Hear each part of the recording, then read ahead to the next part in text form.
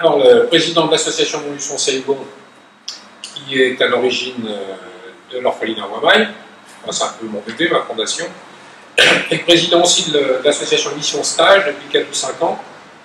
Donc, association qui remonte à 1997 et qui organise des stages en milieu hospitalier au Vietnam et en particulier à l'hôpital de Long Tan, où dépend le district où dépend l'orphelinat.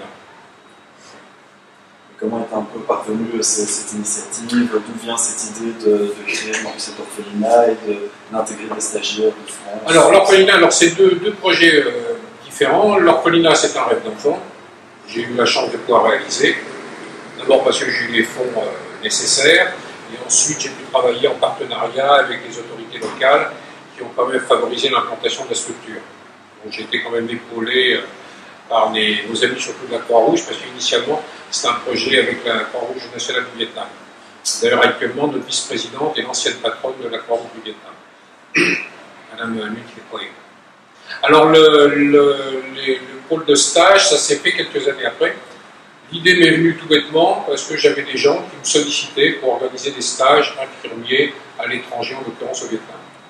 Donc, je me suis dit, pourquoi ne pas faire quelque chose de plus pérenne et d'organiser à long terme mettre en place une structure qui puisse permettre de recevoir de plus en plus d'étudiants. Et c'était facile d'intégrer des stagiaires dans les hôpitaux ou...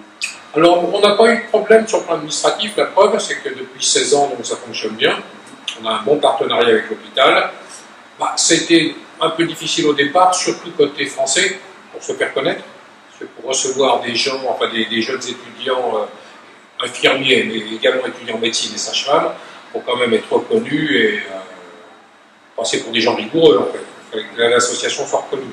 Alors bon, les 3-4 premières années, c'était un petit peu plus difficile, et puis après, ensuite, ça s'est fait naturellement. Là, on a depuis 16 ans, on a eu à peu près, ici français uniquement, je pense, 130 établissements partenaires. Donc c'est quand même considérable. 130 écoles Écoles d'infirmières, alors Croix-Rouge, un certain nombre, une vingtaine de Croix-Rouge, après ça peut être la PHP, et tous les IFSI de France et de Navarre. Donc voilà, donc on est reconnu maintenant comme un organisme de formation, entre guillemets, sérieux.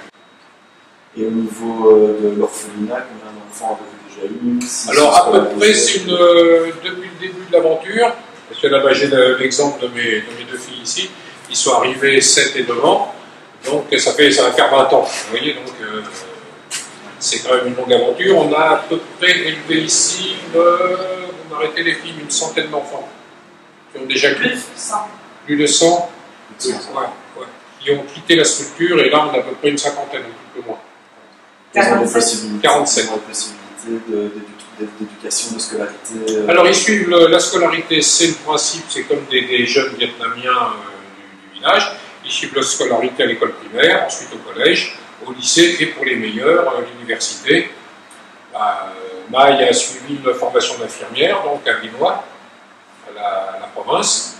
Donc, c'est le meilleur exemple, ça c'est une belle réussite pour nous.